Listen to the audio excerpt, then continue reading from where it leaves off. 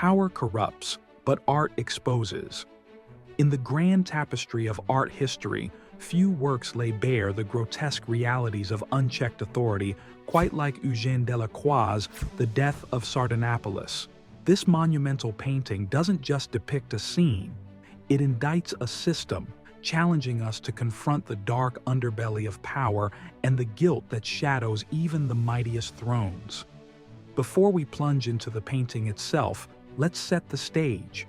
Eugène Delacroix, a French artist born in 1798, was a pivotal figure in the Romantic movement. This was a time when artists were breaking free from the rigid rules of neoclassicism, embracing emotion, drama, and exotic subjects. Delacroix painted The Death of Sardanapalus in 1827, right in the heart of this artistic revolution.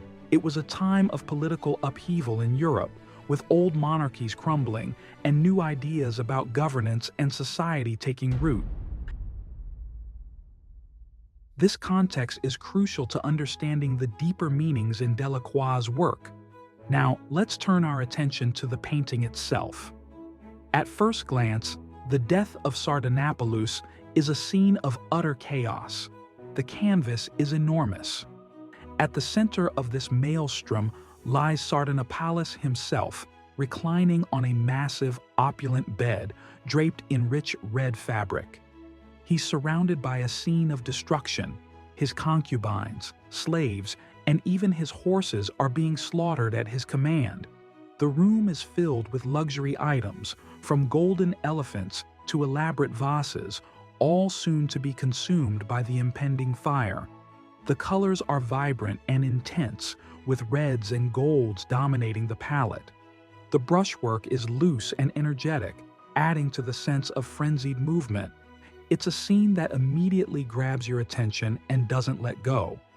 To truly understand this painting, we need to know the story it's based on.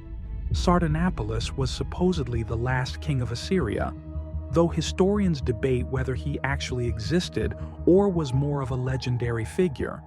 According to the tale, which Delacroix drew from Lord Byron's play Sardanapalus, the king was facing defeat at the hands of rebels.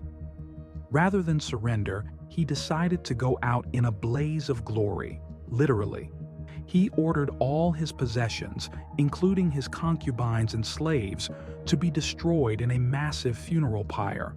He would then join them in death, ensuring that his enemies would inherit nothing but ashes. It's a dramatic story, one that speaks to themes of power, control, and the ultimate futility of material wealth. But Delacroix takes this already intense narrative and amplifies it to new heights on his canvas. Now that we understand the basic story, let's look at how Delacroix's artistic choices add layers of meaning to this work. First, there's the composition. Sardanapalus is positioned at the top of the painting, overseeing the destruction he's ordered. This placement isn't accidental. It visually reinforces his position of power and his role as the instigator of this chaos. Yet, he's also somewhat removed from the action, highlighting his detachment from the suffering he's causing. The lighting is another crucial element. The brightest parts of the painting are in the center, drawing our eyes to the violence being enacted on Sardanapalus' orders. This vignette-style lighting creates a theatrical effect, as if we're watching a particularly gruesome play unfold. Color plays a significant role too. The dominant reds evoke both luxury and violence, while the touches of blue and green in the shadows add an otherworldly, almost sickly tone to the scene.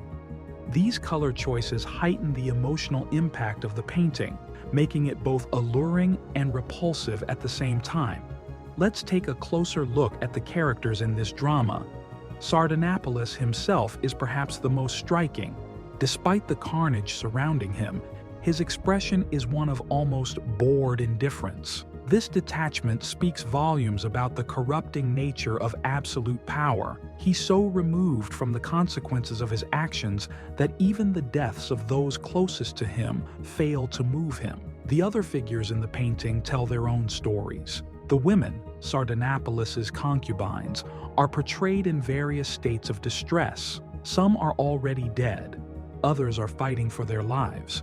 Their bodies are painted with a sensuality that contrasts sharply with their dire situation, adding an uncomfortable layer of eroticism to the violence.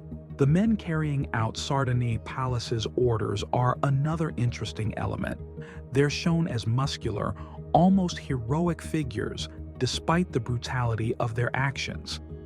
This portrayal raises questions about the nature of duty and the moral responsibility of those who follow orders.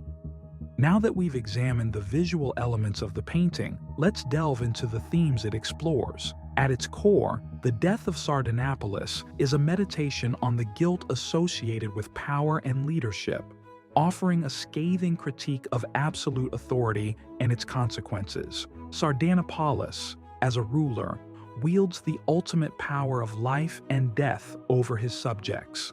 However, instead of using this power responsibly or for the greater good, he chooses to destroy everything and everyone around him rather than face defeat. This action speaks to a profound selfishness and a toxic view of leadership, the idea that a ruler owns their subjects and can dispose of them at will. It's a chilling reminder of how power can corrupt, turning leaders into tyrants who view their people as mere possessions rather than individuals with inherent worth. The painting also touches on the theme of hubris, or excessive pride, a concept deeply rooted in ancient Greek tragedy. Sardanapalus' actions can be seen as a refusal to accept the natural ebb and flow of power. Rather than gracefully ceding control or seeking a compromise, he chooses total annihilation. This decision highlights the destructive potential of unchecked ego in positions of authority. It's a stark warning about the dangers of leaders who become so enamored with their own power that they'd rather destroy everything than admit defeat. There's also a potent critique of materialism embedded in the work. Sardanapalus is surrounded by luxury goods, ornate furniture, golden decorations, richly colored fabrics. Yet in the face of defeat, these possessions become meaningless. He destroys them along with his human possessions, highlighting the ultimately hollow nature of material wealth. This aspect of the painting forces us to question the true value of material possessions and the futility of amassing wealth and objects in the face of mortality and defeat. Moreover, the painting explores the theme of responsibility in leadership. Sardanapalus' actions represent a complete abdication of his duties as a ruler. Instead of protecting his people or seeking a solution that might preserve their lives, he chooses wholesale destruction. This raises profound questions about the nature of leadership and the moral obligations of those in power. The guilt in this painting is multi-layered. There's the obvious guilt of Sardanapalus in ordering the deaths of innocent people. But there's also a broader guilt, the guilt of a system that allows such absolute power to exist, the guilt of those who follow such orders without question, and perhaps even the guilt of a society that values power and material wealth above all else. Through these intertwining themes, Delacroix creates a powerful commentary on power, leadership, and human nature. He forces us to confront uncomfortable truths about the potential for corruption in authority and the devastating consequences when power is wielded without compassion or responsibility. So, what was Delacroix trying to achieve with this controversial work? While we can't know his exact intentions, we can make some educated guesses based on his other works and writings. Delacroix was known for his interest in dramatic, emotionally charged subjects. He once wrote, "The first merit of a painting is to be a feast for the eyes." In this sense, the Death of Sardanapalus certainly succeeds. It's a visual spectacle that's hard to ignore. But Delacroix was also a thoughtful artist who used his work to comment on social and political issues. By choosing to depict this ancient tale of despotic excess, he was likely making a statement about the nature of power in his own time. The painting can be seen as a warning about the dangers of absolute rule and the corrupting influence of power. It shows us a leader who views his subjects as possessions and who would rather destroy everything than relinquish control. In the political climate of 1820s France, this was a potent message. The Death of Sardanapalus may have been controversial in its time, but its influence on the art world has been profound and long-lasting. The painting's dynamic composition and bold use of color helped pave the way for later movements like Impressionism. Artists like Manet and Cézanne would later cite Delacroix as a major influence on their work. But perhaps more importantly, the painting helped establish the idea of the artist as a social commentator. By tackling such a controversial subject in such a bold way, Delacroix showed that art could be a powerful tool for critiquing society and provoking thought.